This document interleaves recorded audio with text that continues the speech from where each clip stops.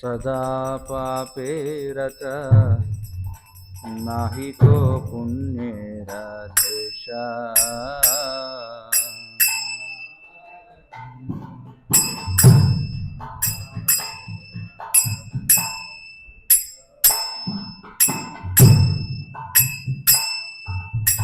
আমার জীবন सदा पापे रता नाही को पुण्येर देशा।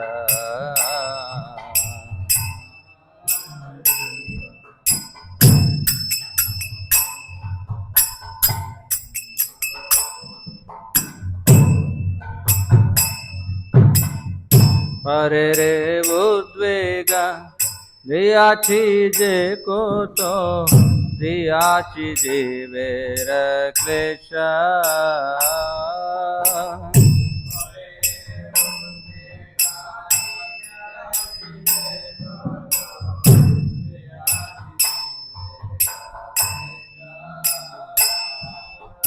परे रे उद्वेग दियाची जे कोतो दियाची जीवेर क्लेश।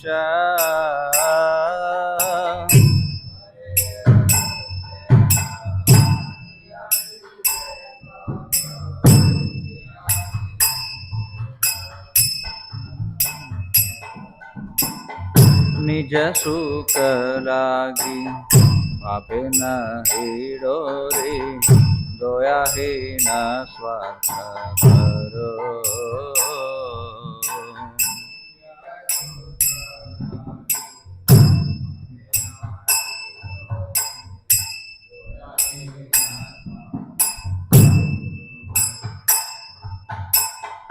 पर सुखे दुखी साधा मिथ्याभाषी पर दुख सुख करो।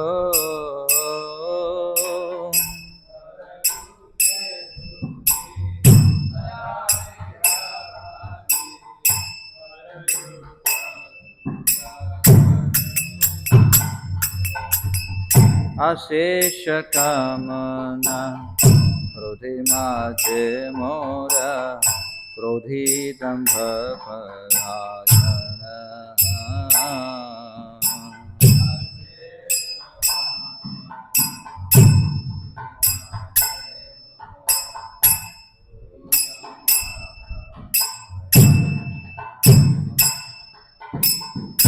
मदमत्त सदा विषये मोहित हिंसा गर्व विभूषण।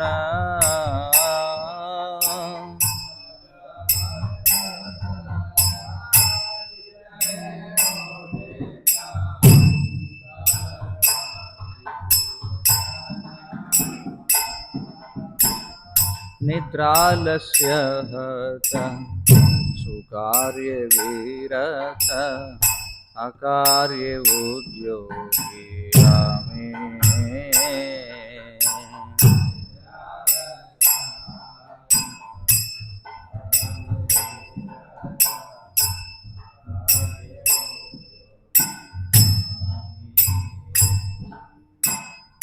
प्रतिष्ठा लागिया शाट्याचरण लोभहत सरागामे।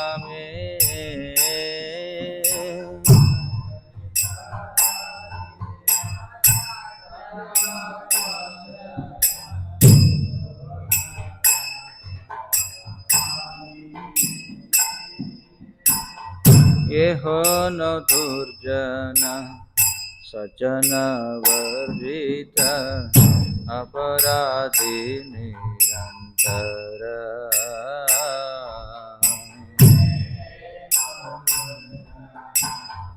सज्जन वर्जित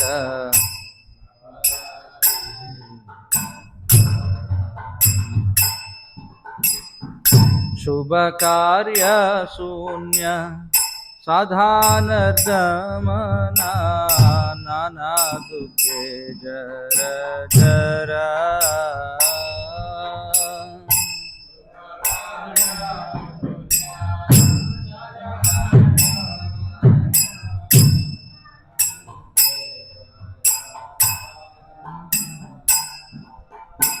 वार्धक्ये को न उपाय विहीन ताते दिन किंचन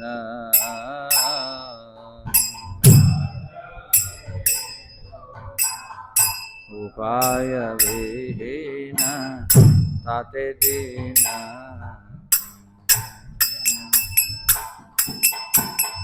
भक्ति विनोद प्रभुर चरणे करे दुख निवेदन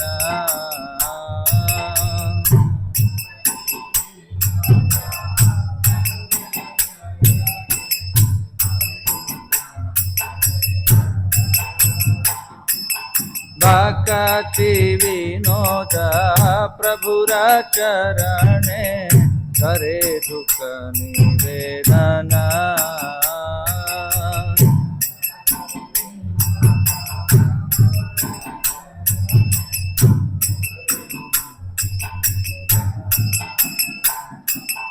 हमार जीवन सदा पवित्रत नहीं तो पुण्य देश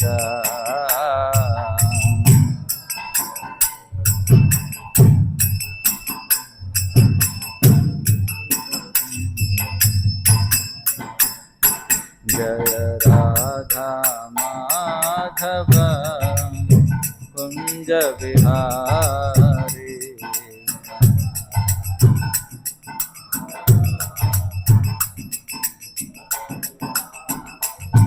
गोपी जन वल्लभ गिरिवरधारी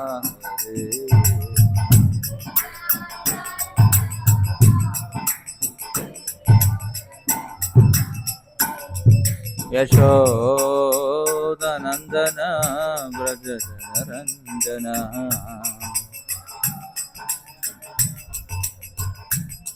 यामुना तीर वनचारी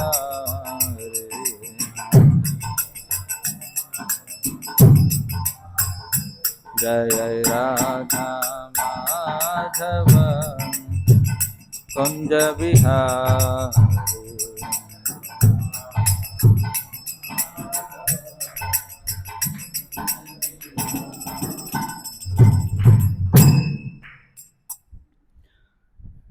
అనువాదం చదవండి. అనువాదం. హరే కృష్ణ. ప్రణమన్ ప్రభుజీ. వాయిస్ బ్రేక్ ఒకసారి చూసుకోండి. వాయిస్ బ్రేక్ అవుతుంది. మాకు బాగానే ఉంది, మరి మీ వాయిస్ మాకు బ్రేక్ అయినట్టుగా అనిపిస్తుంది. సరే అనువాదం చదవండి. మిగతా వరకు ఎలా ఉందో మరి కట్ అవుతూ వస్తుంది ప్రభు. ఓకే. హరే కృష్ణ.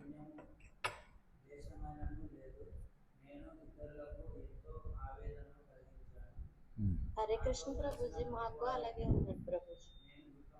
హరే కృష్ణ ప్రభుజీ. మాకు కూడా అలాగే ఉంది, వినిపించటం లేదు. సరే చూస్తున్నాం మాతాజీ, చూస్తున్నాం.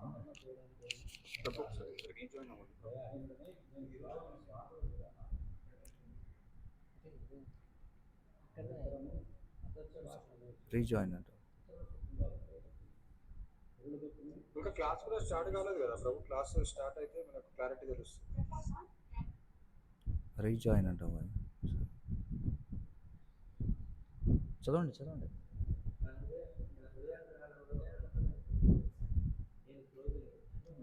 మీరు మాట్లాడలేదు, మాట్లాడేది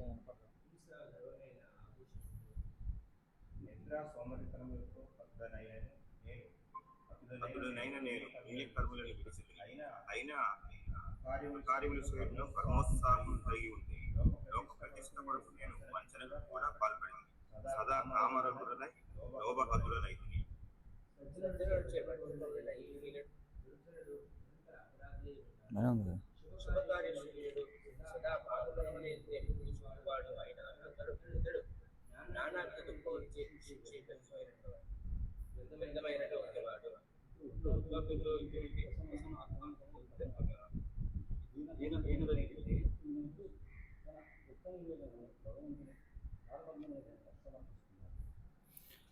श्रील भक्तिनाथ ठाकुर की जय।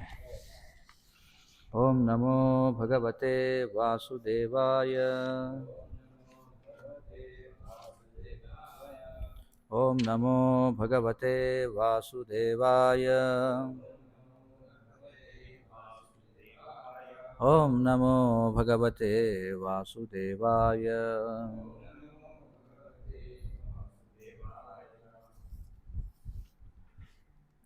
శ్రీమద్భాగవతం 4వ స్కందం 4వ అధ్యాయం 29వ శ్లోకం.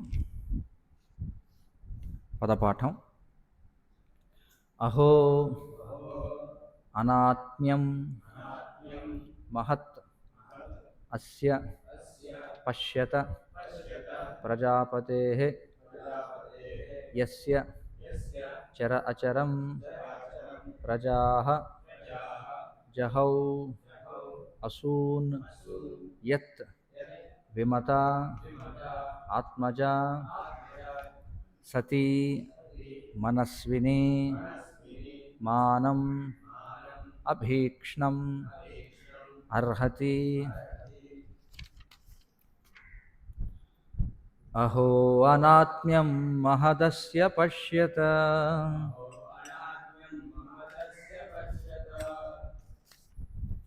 ప్రజాపతేర్యస్య చరాచరం ప్రజాః జహావసూన్యద్విమతాత్మజా సతీం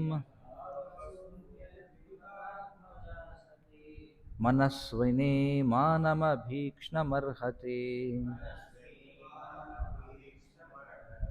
అహో అనాత్మ్యం మహదస్య పశ్యత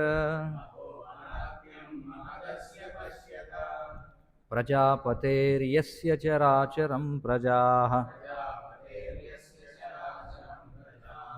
జహావసూన్యద్విమతాత్మజా సతీ మనస్వినీ మానమభీక్ష్ణమర్హతి.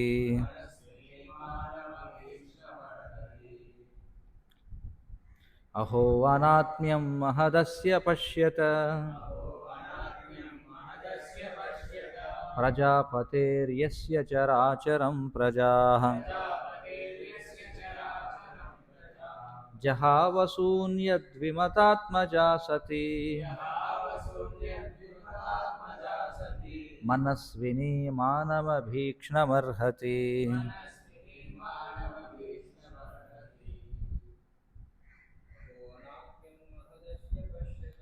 అహో అనాత్మ్యం మహదస్య పశ్యత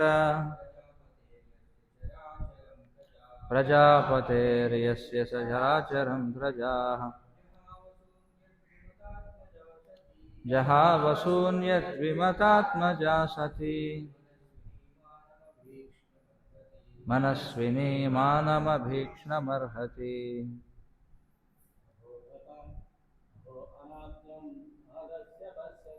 అహో అనాత్మ్యం మహదస్య పశ్యత ప్రజాపతేర్యస్య చరాచరం ప్రజాః జహావసూన్యద్విమతాత్మజా సతీ మనస్వినీ మానమభీక్ష్ణమర్హతి. అహో అనాత్మ్యం మహదస్య పశ్యత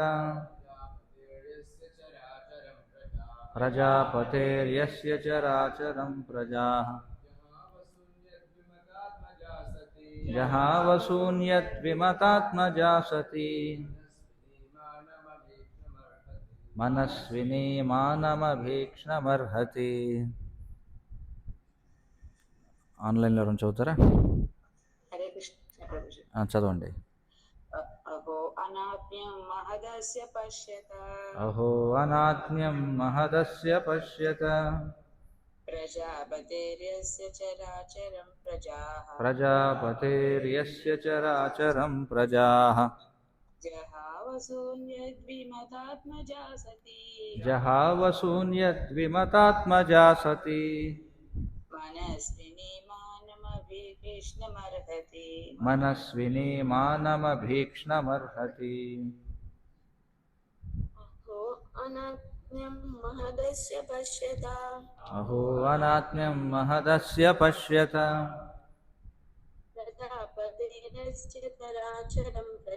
ప్రజాపతేర్యస్య చరాచరం ప్రజాః జహావశూన్యద్విమతాత్మజా సతి జహావశూన్యద్విమతాత్మజా సతీ మనస్వినీ మానమభీక్ష్ణమర్హతి. మనస్విని మానమభీక్ష్ణమర్హతి.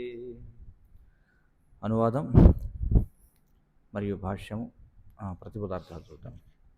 అహో అహో అనాత్మ్యం నిర్లక్ష్యము, మహత్ గొప్పవాడవు, అస్య దక్షుడు, పశ్యత చూడుడు, ప్రజాపతే ప్రజాపతియగు, యస్య యవ్వనికి, చర అచరం జీవులందరును, ప్రజా సంతానము, జహౌ విడిచెను, అసూన్ తన దేహమును, యత్ యవనిచే, విమత గౌరవింపబడి, ఆత్మజ అతని స్వంత కూతురు, సతీ సతీదేవి, మనస్విని స్వచ్ఛందముగా, మానం గౌరవము, అభీక్ష్ణం నిరంతరము, అర్హతి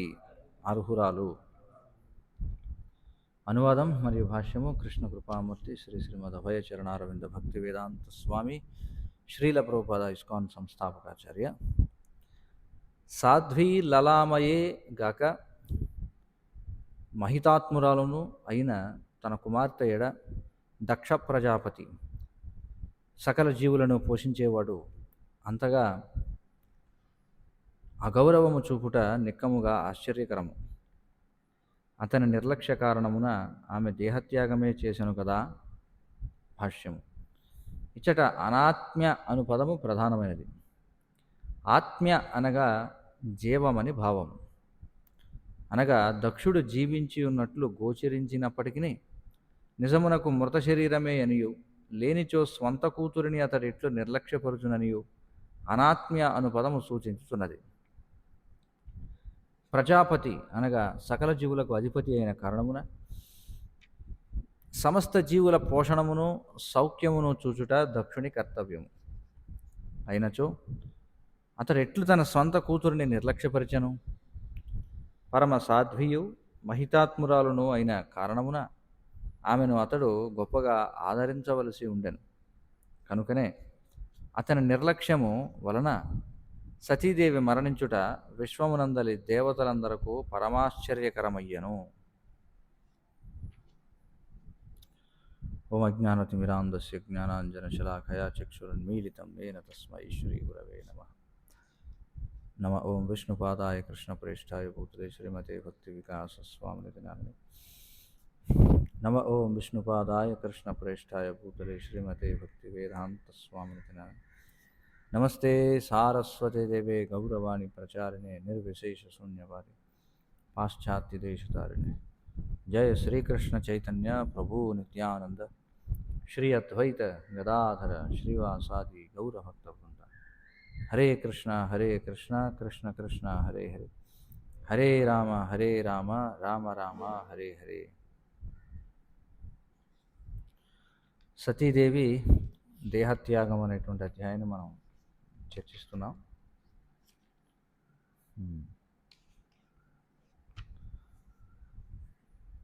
దక్షుడు చేస్తున్నటువంటి ఆ యజ్ఞంలో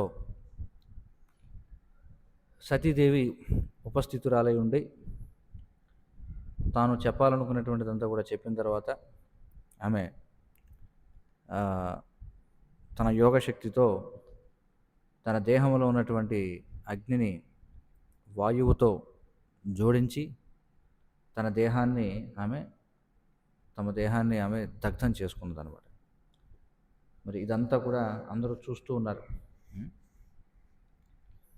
ఆమె ఆ విధంగా క్రోధంతో దేహత్యాగాన్ని చేసినప్పుడు అంతటా కూడా హాహాకారాలు మిన్నుమిట్టాయి. అందరూ కూడా అయ్యో అయ్యో అని చెప్పి అన్ని దిక్కుల నుంచి అరుస్తూ ఉన్నారు.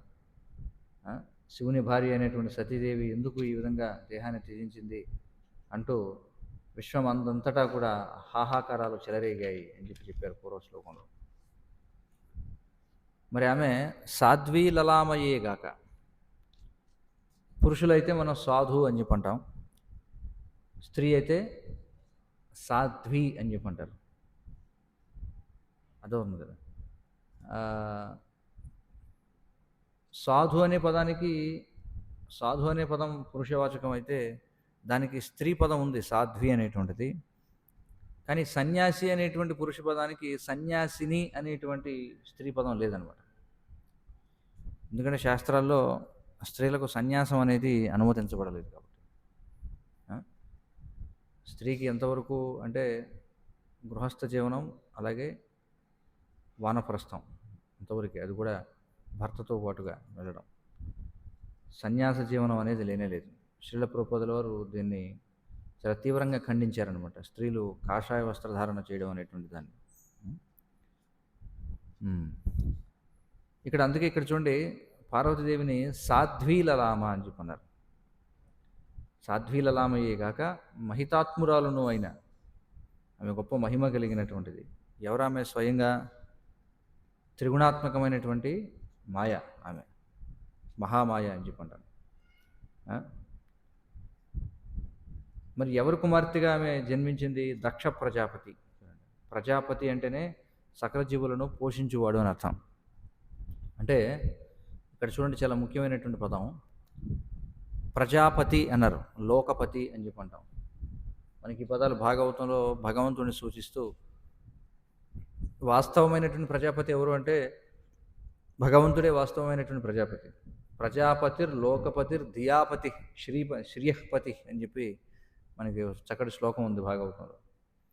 శ్రియఃపతిర్ లోకపతిర్ ధియాంపతిర్ యజ్ఞపతిర్ ప్రజాపతిర్ అని చెప్పి ఇవన్నీ ఒకే శ్లోకంలో వస్తాయన్నమాట ఈ పదాలన్నీ కూడా. అయితే ఇక్కడ పతి అనేటువంటి పదం వాడారు. ఇక్కడ పోషించేవాడని అర్థం అనమాట. అంటే అధికారం అనేది దేనికోసం ఉంది? ఎవరికైనా సరే అధికారం అనేది ఎందుకు ఇవ్వబడుతుంది? దేని నిమిత్తం ఇవ్వబడుతుంది అధికారం? వారిని దోచుకోవడానికి, అంతేనా? సంరక్షించడం కోసం. మనం ఇప్పుడు చూస్తున్నాం, అందరూ కూడా అధికారం కావాలి, అధికారం కావాలి, అధికారం కావాలని అందరూ కూడా చాలా ఉరుతలు ఉరుతూ ఉంటారనమాట. అందరికీ అధికారం కావాలి. కానీ అధికారం లభించిన తర్వాత ఆ అధికారంలో ఉండేటువంటి బాధ్యతలు ఏమిటనేది ఎవరికి తెలియదు అనమాట. ఆ విషయంలో ఎవరికి శిక్షణ ఉండదు. అందరూ కూడా మేము నాయకత్వం వహిస్తాం, మేము నాయకత్వం వహిస్తాం, లేకపోతే మేము ప్రధానమంత్రి అవుతాం, మేము లేకపోతే ఇది అవుతాం, అది అవుతాం. అందరికీ పదవులు చేపట్టడం అంటే చాలా ఆసక్తి. కానీ ఆ పదవి చేపట్టడంలో ఆసక్తి ఉండకూడదని కాదు. ఎవరికైతే క్షత్రియ స్వభావం ఉందో వాళ్ళు సాధారణంగానే నాయకత్వ లక్షణాలను కలిగి ఉంటారు. శౌర్యం త్రేజో ధృతిర్ధాక్ష్యం యుద్ధే చాప్య బలాయనం దానమీశ్వర భావంశ ఈశ్వరభావం అని చెప్పున్నారు. ఈశ్వరభావం అంటే ఏమిటి? నియంతృత్వ భావన అనేటువంటిది ఉంటుంది కొంతమంది. మనం చూస్తాం, ఒక 10 మంది భక్తులు కావచ్చు, లేకపోతే ఎవరైనా కావచ్చు, ఆ బృందానికి ఒక పని చెప్పామనుకోండి, అందులో ఒకడు సాధారణంగానే మిగతా వాళ్ళని నియంత్రిస్తూ ఉంటాడు అనమాట. నేను అలా చేయి, నువ్వు ఇలా చేయి, అలా చేయి, ఇలా చేయండి. కదా. కొంతమంది సహజంగానే వాళ్ళు మనకెందుకు, ఎవరైనా ఏదైనా చెప్తే చేద్దాం అనుకునేవాళ్ళు కొంతమంది ఉంటారు. అదే బృందం నాయకత్వం అందరూ వహించడానికి ఇష్టపడరు. కొంతమంది నాయకత్వం వహించడానికి ఇష్టపడతారు. కొంతమంది అర్హత లేకపోయినా నాయకత్వం వహిద్దాం అనుకుంటారు. కొంతమంది ఆలోచనాపరులైనటువంటి వాళ్ళు కొంతమంది ఉంటారు. అంటే వాళ్ళు నిజంగా ఎలా చేస్తే బాగుంటుంది ఏమిటని ఆలోచించేవాళ్ళు కొంతమంది ఉంటారు. కొంతమంది ఏదైనా పని చెప్తే చేసుకుందాం మనకెందుకు అనుకునేవాళ్ళు కొంతమంది ఉంటారు. ఏమైనప్పటికీ అయితే నాయకత్వం వహించాలి ఎవరో ఒకళ్ళు, అందులో ఎలాంటి సందేహం లేదు. కానీ అదే సమయంలో వారికి తగినటువంటి శిక్షణ కూడా ఉండాలన్నమాట. అంటే నాయకత్వంతో పాటుగా అధికారము వస్తుంది, దానితో పాటుగా బాధ్యత కూడా వస్తుంది. ఆ బాధ్యతని సక్రమంగా నిర్వహించకపోతే దానివలన అధోగతి కూడా పాలవ్వాల్సి వస్తుంది. ఇప్పుడున్నటువంటి నాయకులు ఎవరికి కూడా అసలు నాయకత్వం వహించడం అంటే ఏమిటి, అందులో అది ఒకవేళ సరిగా నిర్వహించకపోతే వచ్చేటువంటి పాపం ఎలా ఉంటుందనేది తెలియదు అనమాట. ఎందుకంటే ఎవరికి కూడా వారు గురువు దగ్గర విద్యను అభ్యసించినటువంటి వాళ్ళు కాదు. మన శాస్త్రాల్లో చూస్తే శ్రీమద్ భాగవతం 5వ స్కందంలో అనేక రకాల నరకాల గురించిన ప్రస్తావన ఉంది. ఆ నరకాల్లో అధికార దుర్వినియోగం చేసిన వారు ఏమవుతారనేది ఉంది. ఆ? ఈ రోజుల్లో ఏమిటంటే రాజకీయాలు కూడా ఒక సినిమాలాగా మారిపోయాయి అన్నమాట. అందుకే ఎక్కువగా సినిమా యాక్టర్లే రాజకీయ నాయకులు అవుతున్నారు ఈ రోజుల్లో చూస్తే. ఎందుకంటే జనం కూడా ఏం చూస్తారు అంటే, సినిమాల్లో ఎవరైతే మనం చూస్తుంటాం కదా, సినిమాల్లో ఎవరికో 3 రోజులు ముఖ్యమంత్రి అయ్యే అవకాశం వచ్చినట్టుగా చాలా సినిమాలు ఉన్నాయి కదా అలాంటివి. 3 రోజుల్లో వాడు మొత్తం రాజ్యాన్ని మార్చేస్తాడనమాట. మొత్తం అలా చేస్తాను, నేను అధికారంలోకి వస్తే ఇలా చేస్తాను, అలా చేస్తాను, ఇలా చేస్తాను. అలాగే ఒకసారి ఎక్కడ తెలంగాణ ప్రభుత్వ ఏదైతే మనకి శాసనసభ ఉందో, అందులో ఒకసారి వాళ్ళు ఏం చేశారంటే, ఆ ముఖ్యమంత్రి ఇప్పుడు కూడా సభలో అనేక రకాల చర్చలు అవి జరుగుతుంటాయి కదా, ఏం చేశారంటే పిల్లలందరికీ, స్కూల్లో ఉండేటువంటి పిల్లలు ఎవరైతే ఉంటారో కాలేజ్ విద్యార్థులు, వాళ్ళకు కూడా ఒకసారి సభలో పాల్గొనే అవకాశం ఇవ్వాలని చెప్పి సరదాగా ఏం చేశారంటే ఒక అవకాశం ఇచ్చారు. అయితే ఒకరోజు ఈ స్కూల్ పిల్లల్ని తీసుకొచ్చి సభలో, అంటే వాళ్ళకి ఏమిటంటే, మీరు ఒకరోజు ముఖ్యమంత్రి అంటే ఒకరోజు మీరు మంత్రి అయితే ఎలా వ్యవహరిస్తారు, మీరు ఒకరోజు ఎమ్మెల్యేగా ఉంటే ఎలా వ్యవహరిస్తారు, అలాగే సభలో మీరు ఒకరోజు సభ్యులుగా ఉంటే ఎలా వ్యవహరిస్తారని చెప్పి ఒక అవకాశం ఇస్తే, ఒక అమ్మాయి ఏం చేసిందంటే ముఖ్యమంత్రిని తిట్టడం మొదలుపెట్టింది అనమాట. ఇంకా అంతటితో ఆపేశారు, మళ్ళీ కొత్త వాళ్ళని ఎవరిని రానివ్వకుండా. కాబట్టి జనం ఏమనుకుంటారంటే, ఇదంతా సినిమాల్లో మనం చూస్తుంటాం, అంతా రకరకాలుగా వాడు మొత్తం లంచగొండితనాన్ని రూపుమాపినట్టుగా రకరకాల సినిమాలు తీశారు వీటి మీద, మొత్తం అంతటిని కూడా మార్చేయచ్చు అని చెప్పి. కానీ అది అంత సులభం కాదనమాట. చట్టాలు చేయడం చాలా సులభం, కానీ వాస్తవానికి వచ్చిన ఇబ్బంది చట్టం కాదు, జనులకు నైతికత లేకపోవడం, జనానికి వాళ్ళకి బాధ్యత లేకపోవడం. ఎన్ని చట్టాలు చేసినా సరే, చట్టం చేసినంత మాత్రాన, ఇప్పుడు చూడండి, చెత్త కుండీ పెట్టినంత మాత్రాన సరిపోదు, అందులో చెత్త వేయాలనే శిక్షణ కూడా ఇవ్వాలి. దేశమంతా చెత్త కుండీలు ఉంటాయి, అన్ని చోట్ల చెత్త కుండీలు పెడతారు, కానీ ఆ చెత్త కుండీల్లోనే చెత్త వేయాలి అనే చైతన్యం లేదనుకోండి, ఏం ప్రయోజనం చెప్పండి. చెత్త కుండీ ఉన్నా అందులో చెత్త వేయరు చాలామంది, ఎందుకంటే వాళ్ళకి కొంతమందికి శిక్షణ ఇచ్చినా కూడా వాళ్ళు నేర్చుకోలేరు అనమాట, ఎందుకంటే వాళ్ళు తమో గుణంలో ఉంటారు కాబట్టి. ఇలాంటి పరిస్థితులు చాలా ఉంటాయి. కాబట్టి అది చాలా గొప్ప బాధ్యత అన్నమాట, పదవిని స్వీకరించడం అనేది. అందుచేత ఏమిటంటే, ఇదొక సరదా అనుకుంటారు చాలామంది, కానీ ఇక్కడ చెప్తున్నారు, ఇక్కడ చూడండి, ప్రజాపతి. ఎందుకంటే వారిని తేడా వస్తే ఏం జరుగుతుంది, రామాయణంలో మనం చూసాం. రామాయణంలో వృత్తాంతం ఉంది కదా మనకి, ఉత్తరాఖండ్లో. ఏమిటా వృత్తాంతం అంటే, మరి ఆ పూర్వం, మరి 1,80,00,000 సంవత్సరాల క్రితం పూర్వం మనం చూస్తే, అప్పుడు కుక్కలు కూడా మాట్లాడగలిగేవి. మరి ఒక కుక్క వచ్చి శ్రీరామునికి తన గోడు వెళ్ళబోసుకుంటుంది అనమాట. ఏమిటా గోడు, నేను దారిలో పడుకునుంటే ఒక బ్రాహ్మణుడు వచ్చి నన్ను కొట్టాడు అని చెప్పి, నేనేం అనకపోయినా సరే నన్ను కొట్టాడు, గాయం అయింది దానికి. ఎవరు ఆ బ్రాహ్మణుడు, ఏమిటి అంటే, వెంటనే ఆ బ్రాహ్మణుడిని తీసుకొస్తారు. తీసుకొచ్చిన తర్వాత ఆ బ్రాహ్మణుని అడుగుతారు, ఏమయ్యా నువ్వు ఎందుకు కొట్టావు, ఈ కుక్కని వెళ్ళే దారిలో అడ్డంగా పడుకుని ఉంది, అది పిలిచినా సరే పలకకుండా అలాగ ఉంది, కాబట్టి కర్రతో నేను దాన్ని కొట్టాను అని చెప్పాను. మరి ఇప్పుడు ఏమిటైతే, ఇప్పుడు దీనికి ఏమిటి, ఎలా మరి తీర్పు ఇవ్వాలి అని ఆ కుక్కనే అడిగితే, ఆ కుక్క ఏముంటుంది, సరే ఇన్ని ఏం చేస్తారంటే, మీరు కాలంజర మఠానికి పీఠాధిపతిగా చేయండి అని చెప్తుంది అనమాట. కాలంజర మఠానికి పీఠాధిపతిగా చేయండి అంటే, వెంటనే ఆ బ్రాహ్మణుడు ఎవరైతే ఉన్నాడో అతను చాలా ఆనందిస్తాడంట. ఆహా, భలే ఉంది, ఇంకేమిటి, నన్ను మఠాధిపతిని చేశారని చెప్పి ఒక ఏనుగు మీద తీసుకొచ్చి అతన్ని కూర్చోబెట్టి తీసుకెళ్తారు ఊరేగింపుగా. అయితే ఈలోపు, సరే నీకు అతను నష్టం చేస్తే నువ్వు అతనికి ఎందుకని పీఠాధిపతిని చేయమని చెప్పావంటే, ఎందుకంటే నేను పూర్వజన్మలో ఆ పీఠాధిపతిని నేను సక్రమంగా నా బాధ్యతలు నిర్వర్తించకపోవడం వల్ల ఇదిగో కుక్కగా పుట్టాను, ఈ మూర్ఖుడికి తెలియదు, అందుకే విర్రవీగుతూ వెడుతున్నాడు, బాధ్యత స్వీకరించడం అంటే వీడికి తెలియదు అనమాట అని చెప్పి. కాబట్టి చాలా చాలా ప్రమాదకరమైనటువంటి ఇది అనమాట. కానీ దురదృష్టవశాత్తు కలియుగంలో అందరూ కూడా తమో గుణంలో ఉండడం చేత ఇగ్నోరెన్స్ ఈజ్ బ్లిస్ అని చెప్పి అంటారు, అంటే అజ్ఞానంలోనే ఆనందం ఉందన్నమాట జనానికి. ఏమీ తెలియనటువంటి ఆనందంలో ఉంటారు అందరూ మత్తులో. కాబట్టి ఎవరు కూడా పెద్ద పట్టించుకోరు. నువ్వు తర్వాత జన్మ కుక్క అవుతావు అంటే కుక్క అయితే ఏమైందిలే, కుక్కల బోళ్ళు చక్కగా కుక్కల పని బాగుంది కదా అంటారు. అంతే కదా, కుక్కల పని బాగుంది కదా. కొంతమంది అలా అనుకుంటున్నారు, చాలా సీరియస్గా కూడా అలా భావిస్తుంటారు అనమాట. ఎవరన్నా బాగా ధనవంతుడింట్లో కుక్కగా పుడితే బాగుండు ఈ రకంగా ఆలోచిస్తుంటారు. ఈ కష్టాలన్నీ ఎవడు పడతాడు? రోజు గుడ్డు చాకిరి. చూడండి, చక్కగా కుక్క అయితే మంచి ఏసీ రూమ్లో సోఫాలో మంచి పరుపు మీద పడుకుంటుంది. అవును, మరి ధనవంతుల ఇళ్లలో అలాగే ఉంటుంది పరిస్థితి. సో అలా అనుకునేవారు ఉన్నారు. కాబట్టి ఎవరు కూడా ఏమీ ఆలోచించట్లేదు, ఎందుకంటే వాళ్ళకి పూర్తి అజ్ఞానం. అందుకే శాస్త్రాల్లో మందహ అని చెప్పబడింది, బద్ధకస్తులు అనమాట. మంద సుమంద మతయోరు. మరి ఏమి అంటే చుట్టూ ఉన్నదంతా కూడా కాలిపోతున్నా సరే జనానికి బద్ధకం అనమాట, అటు ఇటు కదలసలేరు. అది పరిస్థితి కలియుగంలో.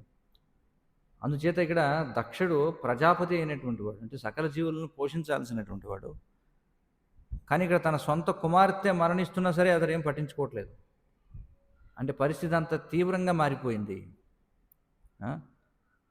కుమార్తె ఎడ దక్ష ప్రజాపతి అంతగా అగౌరవము చూపుట నిక్కముగా ఆశ్చర్యకరము. ఎందుకంటే ఈ పగ అనేది చాలా దారుణంగా ఉంటుందన్నమాట. మనం చూస్తుంటాం. ఈ పగ తీర్చుకోవడం కోసం మనం మహాభారతంలో చూసాం కదా, ఏ విధంగా ఒకరిపై ఒకరు వాళ్ళు వారి యొక్క పాత కక్షలను ఎలా తీర్చుకున్నారు వీళ్ళంతా. మహాభారత యుద్ధంలో చూస్తే మరి ప్రతి ఒక్కరికి కూడా పాత కక్షలు ఉన్నాయి.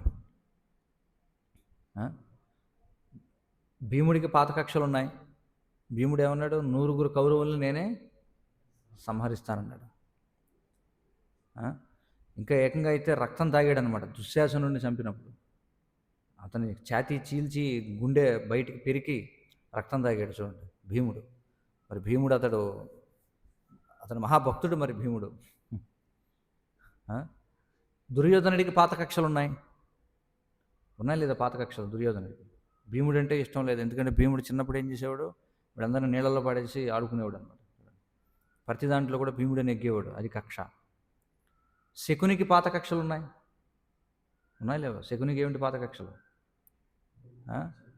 నా సోదరి అంత అందగత్తే, ఈ గాంధారం తీసుకువెళ్ళి గుడ్డివాడికి ఇస్తాడా భీష్ముడు? అందుకని శకుని ఏకంగా ఈ కురువంశాన్ని నాశనం చేయాలనుకున్నాడు. తెర వెనుక వ్యక్తి శకుని. చూడండి, శకునికి పాత కక్షలు ఉన్నాయి. శిఖండికి పాత కక్షలు ఉన్నాయి. వాడు కఠోరమైనటువంటి తపస్సు చేసింది ఏమిటి? భీష్ముడిని చంపాలని. ఎన్ని మలుపులు తిరిగినాయి చూడండి శిఖండి యొక్క జీవన వృత్తాంతం మనం చూస్తే. ఇంకెవరికున్నాయి పాత కక్షలు? ద్రోణుడికి పాత కక్షలు ఉన్నాయా? ఎవరికి? ద్రుపదుడికి. ద్రోణుడికి కాదు, ద్రుపదుడికి పాత కక్షలు ఉన్నాయి. ద్రుపదుడు ఏం చేశాడు? తనకు అవమానం జరిగిందని చెప్పి ద్రోణాచార్యుడిని చంపగలిగినటువంటి పుత్రుడు కావాలని తపస్సు చేశాడు. పాత కక్షలు ఉన్నాయి. ద్రోణాచార్యుడికి పాత కక్ష ఉంది. ఎవరి మీద? ద్రుపదుడి మీద.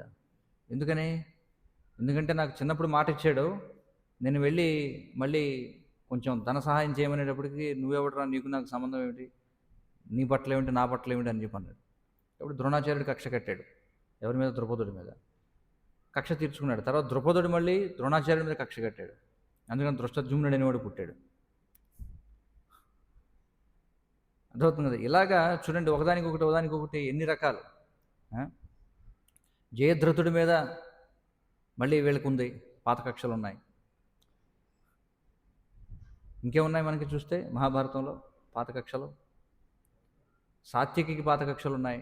సాత్యకి, కృతవర్మ, తర్వాత అక్రూరుడు, వీళ్ళు అక్కడ ద్వారకలో జరిగినటువంటి ఆనాడు శమంతకమణి సందర్భంగా అక్కడక్కడ వాళ్ళకు ఉన్నాయి. తర్వాత వాళ్ళందరూ కలిసి మళ్ళీ యదువంశనాశన సమయంలో కొట్టుకుంటారు. అవుతుంది కదా? దేవాదేవుడు శ్రీకృష్ణ భగవానుడి గ్రంథంలో 10వ స్కందంలో మనం చూడొచ్చు ఏ విధంగా వాళ్ళకు ఉన్నాయి పాత కక్షలు. అలాగే కర్ణుడికి పాత కక్షలు ఉన్నాయి కదా? కర్ణుడికి పాత కక్షలు ఉన్నాయి. తక్షకుడికి పాత కక్షలు ఉన్నాయి. ఇలా ఎన్ని చూడండి, ఇవన్నీ వీళ్ళందరూ ఆ పాత కక్షలు ఉన్న వాళ్ళు ఎవరెవరైతే ఉన్నారో వాళ్ళందరూ కూడా కలిసి చేరారు ఇక్కడ మహాభారత యుద్ధంలో. చూడండి, కాబట్టి ఈ పగ అనేది ఎంత దారుణంగా ఉంటుంది. అశ్వత్థామ చూడండి ఎంతటి దారుణానికి ఒడిగట్టాడు అశ్వత్థామ. ఏం చేశాడు? ఉపపాండవులను సంహరించాడు, నిద్రపోతుంటే 18వ రోజు రాత్రి మొత్తం చాలామందిని చంపేశాడనమాట. అలా ఉంటుంది పరిస్థితి. కాబట్టి ఇవన్నీ ఏమిటంటే, ఈ పగ అనేది చాలా దారుణంగా ఉంటుంది. అంటే మరి వాళ్ళంతా శాస్త్రం తెలియని వాళ్ళా? వారికి శాస్త్రాలు తెలీదా వాళ్ళందరికీ? చెప్పండి. శాస్త్రాలు తెలుసు వాళ్ళందరికీ. వాళ్ళందరూ కూడా గురుకుల విద్యాభ్యాసంలో ఉన్నవాళ్ళే. ఎందుకంటే చాలామంది అపోహ ఏమిటంటే, ఒక వ్యక్తి భక్తుడంటే ఇంక వాడు చాలా ఇంకా ఏ విధమైనటువంటి అనర్థం ఉండకూడదు వాళ్ళలో అనుకుంటారు. కానీ అలా కాదు. మరి వీళ్ళందరూ కూడా భక్తులే. భీష్ముడు మహాభక్తుడే, మహాజనుడైన. ద్రోణాచార్యుడు భక్తుడే. ఆ? గాంధారి భక్తురాలే. మరి గాంధారికి కూడా పాత కక్షలున్నాయి. గాంధారికి కూడా పాత కక్షలున్నాయి. అలాగే మరి ద్రోణాచార్యుడికి మనకి ఆయన పేరేమిటి, ధృతరాష్ట్రుడి కళ్ళు లేకపోయినా లోపల పగ ఉంది. ఏమిటి, నేను రాజ్యాన్ని భోగించలేకపోతున్నానే అని చెప్పి. అర్థమవుతుంది కదా. సో ఇలా మనం చూస్తే ప్రతి ఒక్కరికి కూడా ఉన్నాయన్నమాట. మీరు వీళ్ళంతా భక్తులు కదా అంటే వీళ్ళంతా భక్తులే. ఇది మనం అర్థం చేసుకోవాల్సినటువంటి విషయం. అందుచేత ఇవన్నీ ఎందుకని ఇక్కడ పొందుపరిచారు భాగవతంలో? ఎందుకు ఇవన్నీ చెప్పారు చెప్పండి? వాళ్ళంతా వైదిక వర్ణాశ్రమ వ్యవస్థలో వచ్చినటువంటి వాళ్ళే కదా వీళ్ళంతా. స్మార్తులైనా సరే జరాసంధుడు చూడండి, అతను కూడా మరి బ్రాహ్మణ ప్రియుడు. బ్రాహ్మణులు అంటే ఎంతో గౌరవం అతనికి. అతను సాలగ్రామాన్ని పూజించేవాడు. ప్రతి బ్రాహ్మణుడి యొక్క కుటుంబంలో సాలగ్రామాన్ని అర్చించాలి. మరి వాళ్ళందరూ సాలగ్రామార్చన చేస్తున్నారు వాళ్ళే, వాళ్ళంతా ప్రసాదం తీసుకుంటున్న వాళ్ళే వాళ్ళంతా కూడా. మీరేమనుకుంటున్నారు? దుర్యోధనుడి ప్రసాదం తీసుకోవడం అనుకుంటున్నారు రోజు? ఏమంటారు? దుర్యోధనుడి ప్రసాదం తీసుకునేవాడే కదా? ప్రసాదమే తీసుకునేవాడు దుర్యోధనుడు కూడా. ఇంట్లో సాలగ్రామశిల అర్చన ఉంటుంది. కానీ అతనికి కృష్ణుడు ఈ సాలగ్రామం ఒకటేం తెలియదు. అర్థమవుతుంది కదా. వీళ్ళందరూ కూడా వైదిక నియమాలను ఆచరిస్తున్న వాళ్ళే. కాబట్టి ఇవన్నీ మనకి చూపించేది ఏమిటంటే, భక్తుల్లో ఎన్ని తరగతులు ఉంటాయి. భాగవతంలో మనం చూసాం, 3వ స్కందంలో ఎవరో కపిలదేవుడు వివరిస్తాడు మనకి. భక్తి అనేది సత్వగుణంలో ఉంటుంది, రజోగుణంలో ఉంటుంది, తమోగుణంలో ఉంటుంది. అలాగే విశుద్ధ సత్వంలో చేసేటువంటిది ఉంటుంది, శుద్ధ భక్తి. అలాగే కృష్ణుడు చెప్తున్నాడు భగవద్గీతలో, 4 తరగతుల వ్యక్తులను ఆశ్రయిస్తారు. అందుకని కృష్ణుడి దగ్గరికి వచ్చిన ప్రతి ఒక్కళ్ళు వాళ్ళు విశుద్ధ భక్తులు అనుకుంటే కాదు. కృష్ణుడు ఏమంటున్నాడు? ఆర్తులు, అర్ధార్థులు, జిజ్ఞాసులు, జ్ఞానులు నా దగ్గరికి వస్తారంటున్నాడు. అలాగే భగవద్గీతలో కృష్ణుడు జ్ఞానయోగుల గురించి చెప్పాడు, కర్మయోగుల గురించి చెప్పాడు, ధ్యానయోగుల గురించి చెప్పాడు, భక్తి యోగుల గురించి చెప్పాడు. అలాగే భగవద్గీతలో మనకి త్రిగుణాల గురించి చెప్పబడింది. సత్వగుణం, రజోగుణం, తమోగుణం, 3 గుణాల్లో ఉండేవాళ్ళు ఉన్నారు. మరి 3 గుణాల్లో భక్తి చేసేవాళ్ళు ఉన్నారు. అలాగే 12వ అధ్యాయం భగవద్గీతలో చూస్తే అత్యున్నతమైనటువంటిది ఏమిటో చెప్పాడు. ఇది చేయలేకపోతే ఏం చేయాలి, ఇది చేయలేకపోతే ఏం చేయాలి, ఇది చేయలేకపోతే ఏం చేయాలో చెప్పాడు. కాబట్టి అంతా ఒక్కటే, అందరూ ఒకటే, అందరూ మంచివాళ్ళే అనుకుంటే పొరపాటు. మరి ఇక్కడ దక్షుడు ఏమైనా సామాన్య వ్యక్తా చెప్పండి? మీరేమంటారు? దక్షుడికి తెలీదా? శాస్త్రం తెలీదా? దక్షుడు గొప్ప గొప్ప యజ్ఞాలు చేస్తున్నాడు విష్ణు ప్రీత్యర్థం. అతడు కూడా రోజు ప్రసాదం చేసి స్వీకరించేవాడు. కానీ ఏం జరుగుతుందో చూడండి. కాబట్టి ఈ సుదుర్లభ ఏమిటంటే, శుద్ధ భక్తి అనేది చాలా దుర్లభం అన్నమాట. చాలా చాలా అరుదు అని చెప్పి మనకి భక్తి రసామృతంలో చెప్పబడింది. భక్తి యొక్క లక్షణాల గురించి చెప్తూ ఏం చెప్పారు? శుద్ధ భక్తి చాలా అరుదు అని చెప్పి అన్నారు. మరి ఈ విషయాన్ని గుర్తించే మనకి వైదిక సమాజంలో ఈ వర్ణాశ్రమ విధానం అనేది ఇచ్చి, క్రమక్రమంగా వ్యక్తి ఏ విధంగా ఉద్ధరింపబడాలి, క్రమక్రమంగా వ్యక్తి ఏ విధంగా పవిత్రుడు కావాలి అనే దాన్ని మనకి సూచించారనమాట. కాబట్టి మనం ఈ విభజన ఏదైతే ఉందో దీన్ని మనం అంగీకరించాల్సిందే. ఈ భేదాలన్నీ ఉన్నాయి. ఎందుకు ఇవన్నీ భాగవతంలో పొందుపరిచారంటే మనకు తెలియడం కోసం. ఇన్ని ఉన్నాయి నాయనా, అంతా ఒక్కటి కాదు, అనేక రకాలు ఉంటాయి, తరగతులు ఉంటాయి, ఇవన్నీ ఉంటాయి. ఎవరెవరికి వ్యక్తిత్వాలు ఎలా ఉంటాయి, ఏమిటి అన్నీ కూడా మనకి వివరించారనమాట. కాబట్టి ఈ పగ అనేది ఎంతగా ఉంటుంది అంటే మనం చూడొచ్చు ఎన్ని రకాలు. మొత్తం మనకి మహాభారతం, రామాయణం, పురాణాల్లో జన్మ జన్మల పాటు పగ పెట్టుకున్నటువంటి వాళ్ళు ఉంటారు. ఒకే జన్మ కాదు, జన్మ జన్మల్లో పగ కలిగిన వాళ్ళు ఉంటారు. అలాంటి వాళ్ళ వృత్తాంతాలు కూడా మనకున్నాయి. ఇప్పుడు ఉదాహరణకి మరి వైకుంఠం నుంచి పతనం అయినటువంటి ఈ ఎవరైతే జయ విజయులు వాళ్ళు కూడా 3 జన్మలు స్వీకరించారా లేదా? 3 జన్మలు అసురులుగా వాళ్ళు జన్మించాల్సి వచ్చింది.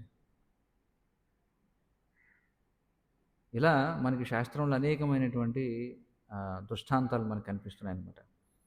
మరి ఇది ఎంతటి దారుణమైనటువంటి పగ చూడండి. స్వంత కుమార్తె తనను తాను ఏం చేసుకుంటుందామే, దగ్ధం చేసుకుంటుంటే దక్షుడు అలాగే చూస్తూ ఉన్నాడు అనమాట, ఏం పట్టించుకోలేదు. అంటే అంతగా అతనికి పగ ఉంది ఎవరి మీద? శివుని మీద. చూడండి, అందుకే శాస్త్రాలు చెప్తున్నాయి, రాక్షసుల్లో బ్రహ్మరాక్షసులు అనేవాళ్ళు ఉంటారు. బ్రహ్మరాక్షసులు అంటే ఎవరు? ఒకవేళ బ్రాహ్మణుడు రాక్షసుడు అయ్యాడు అనుకోండి, మరణించాక వాడిని బ్రహ్మరాక్షసుడు అంటారు. అది చాలా చాలా భయంకరంగా ఉంటుందన్నమాట బ్రహ్మరాక్షసులు అంటే. ఆ బ్రహ్మరాక్షసులు ఏం చేస్తారంటే, యజ్ఞాలు జరిగేటప్పుడు ఆకాశంలో వాళ్ళు పైకి తిరుగుతూ ఉంటారట అటు ఇటు. ఎందుకోసం అంటే యజ్ఞం చేయడంలో ఒకవేళ ఏదన్నా లోపం ఉంటే, చూడండి అవి ఎంత ప్రమాదకరమైనటువంటి పూర్వం చేసే యజ్ఞాలు. వాళ్ళు యజ్ఞాలు బాగా చేయగలిగేవారు, కానీ అదే సమయంలో అందులో ఏమైనా లోపాలు ఉంటే ఈ బ్రహ్మరాక్షసులు సిద్ధంగా ఉంటారనమాట పాడు చేయడం కోసం. అందుచేత ఇది చూడండి, అజ్ఞానంలో ఉన్నవాడు బాధ్యతగా వ్యవహరించకపోతే అది ఒక ఫలితాన్ని ఇస్తుంది. కానీ గొప్ప జ్ఞానవంతుడైనటువంటి వాడు పెడమార్గం పడితే ఎంత దారుణంగా ఉంటుందో మనం చూడొచ్చు ఇక్కడ. అంతే కదా, శక్తిమంతులైనటువంటి వాళ్ళు, అత్యంత శక్తిమంతులైనటువంటి వాళ్ళు పెడమార్గం పట్టారనుకోండి, ఎలా ఉంటుంది పరిస్థితి? మనకి మానవ సమాజంలో మనం చూస్తున్నాం. మనకి భగవద్గీతలో కృష్ణుడు ఏం చెప్తున్నాడు? సుకృతులు దుష్కృతులు గురించి చెప్తున్నాడు కదా. సుకృతి దుష్కృతి. కృతి అంటే ఏమిటి అర్థం? అంటే కృతి అంటే చేసినవే.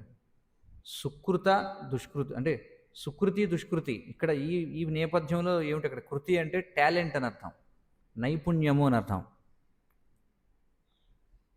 అంటే ప్రతి ఒక్కడికి కూడా నైపుణ్యం అనేది ఉంటుంది, కానీ సుకృతి అంటే ఏమిటి? నైపుణ్యాన్ని మంచిగా ఉపయోగిస్తాడు వాడు.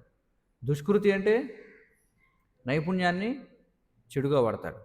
అంటే చాలా గొప్ప తెలివితేటలు ఉంటాయి, వాడు ఏం చేస్తాడు? ఒకడేం చేస్తాడంటే ఆ తెలివితేటలని అంతర్జాతీయంగా కృష్ణ చైతన్య ప్రచారం చేయడం కోసం దాన్ని వాడచ్చు, భగవత్ చైతన్యం కోసం. అంటే సైన్స్ని వాడుకొని ఏ విధంగా భగవంతుడు ఉన్నాడని వివరించడం కోసం ఒకడు వాడుకుంటాడు వాడి తెలివితేటలని.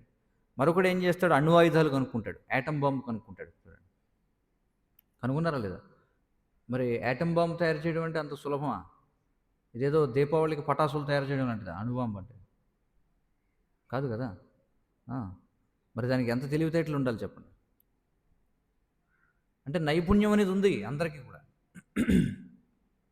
అందుకే ఇక్కడ ఎవరైతే గొప్ప తెలివైనటువంటి వాళ్ళు, గొప్ప బుద్ధిమంతులైనటువంటి వాళ్ళు కనుక చెడు చైతన్యాన్ని కలిగి ఉంటే అది ఇంకా గొప్ప ప్రమాదం అన్నమాట.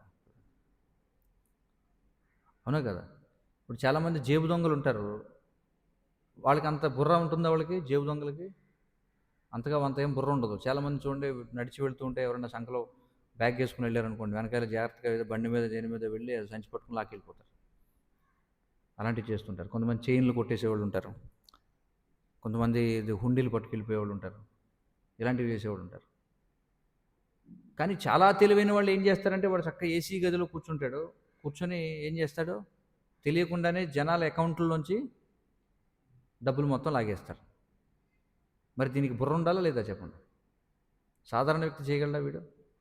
మనం చూస్తుంటాం కదా, ఒక్కోసారి మనకి పనికి వచ్చిన వాళ్ళు ఏదో పట్టుకెళ్ళిపోతుంటారు. ఏదో వాడు తెలుసు అక్కడ సీసీ కెమెరా ఉందనే తెలుసు, దాన్ని ఎదుర్కొంటేనే వాడు అటు చూసి ఆ పని చేస్తుందో లేదోలే అనుకుంటాడు, తీసుకెళ్ళిపోతాడు. పని చేస్తుందో లేదో తర్వాత తెలుస్తుంది అన్నమాట. అంటే వాడికి అంత బుర్ర లేదనమాట. అంటే చిన్న వాళ్ళు వీళ్ళంతా. అంటే బుర్ర లేనివాడు తప్పుడు పని చేస్తే దానివల్ల పెద్దగా నష్టం ఉండదు, ఒక విధంగా చెప్పాలంటే గొప్ప నష్టం ఉండదు.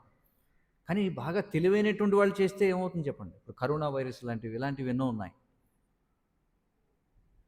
అది చాలా స్పష్టంగా అందరూ చెప్తున్నారు. అది ఏమిటది? అది బయో ఏమంటారు దాన్ని, బయో వార్ఫేర్ అని చెప్పి అన్నారు కదా. అంటే ఇది జీవాయుధాలు అని చెప్పి అంటారు అనమాట. అంటే ఆ విధంగా ఏదో ఒక భయంకరమైనటువంటి వ్యాధిని వాళ్ళ ల్యాబ్లో ఎక్కడో పెట్టి వదిలేయడం చూడండి, అది ప్రపంచవ్యాప్తంగా వెళ్ళి అనేక మందిని చంపేస్తుంది అన్నమాట. లేకపోతే చిన్న పని, వాళ్ళు ఏదైతే వ్యాక్సిన్లు తయారు చేస్తారు, లేకపోతే అనేక రకాల వ్యాక్సిన్ తయారు చేసే దాంట్లో ఆ వ్యాక్సిన్లో కొంచెం తేడా చేశారనుకోండి. ఇప్పుడు చూస్తున్నాం కదా, చాలామంది ఏం చెప్తున్నారు, ఆ కరోనా టైంలో ఎవరైతే వ్యాక్సిన్లు వేయించుకున్నారో చాలామంది గుండెపోటు చనిపోతున్నారు, ఇలాగ చెప్తున్నారు. చాలామంది యువత చనిపోతున్నారు. దీని వెనకాల చాలా గొప్ప గొప్ప మేధావులు ఉన్నారు. దీని వెనకాల బిల్ గేట్స్ ఉన్నాడు, లేకపోతే ఇంకొకటి ఎవడో ఉన్నాడు, వీళ్ళు ఉన్నారు, వాళ్ళు ఉన్నారు. వీళ్ళందరూ కూడా కావాలనే ప్రపంచ జనాభాని తగ్గించడం కోసం ఏదో చేస్తున్నారు, ఇలాంటివన్నీ ఉన్నాయి. మరి ఇలా చేసేవాళ్ళందరూ మేధావులా లేకపోతే బుద్ధి తక్కువ వాళ్ళ? అపర మేధావులు వీళ్ళంతా చూడండి.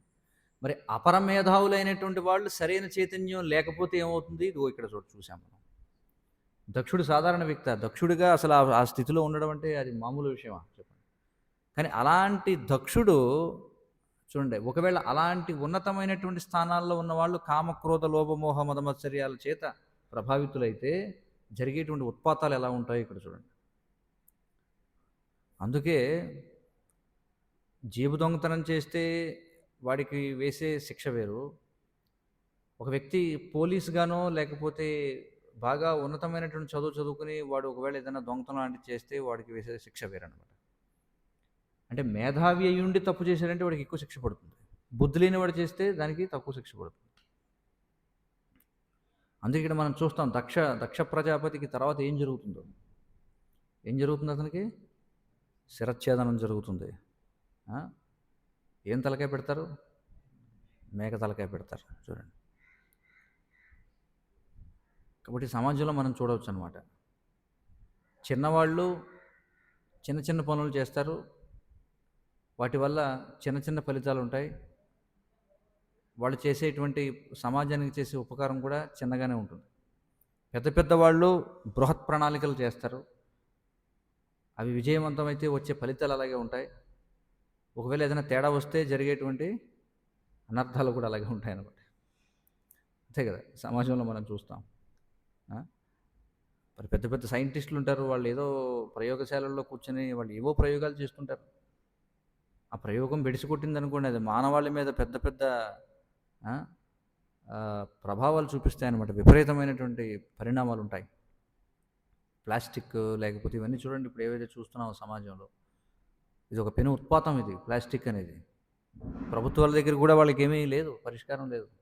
వాళ్ళు కూడా వెయిట్ అండ్ సీ అనే ధోరణిలో ఉన్నారు. మీ పాలసీ ఏమిటంటే ప్లాస్టిక్ గురించి అన్నారనుకో, వెయిట్ అండ్ సీ, చూద్దాం ఏం జరగబోతుందో. ఎందుకంటే వాడికి ఏం జరుగుతుందో వాడికి తెలియదు.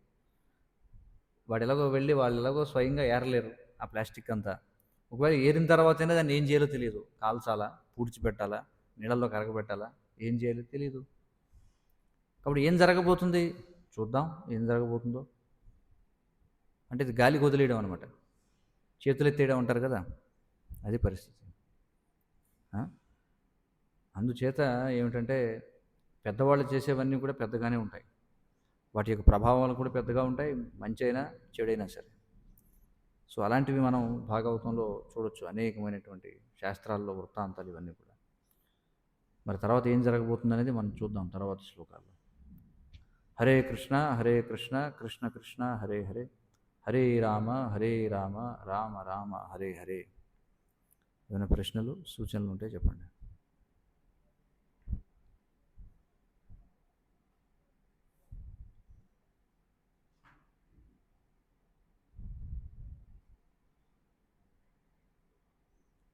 ప్రశ్నలు ఉన్నాయా?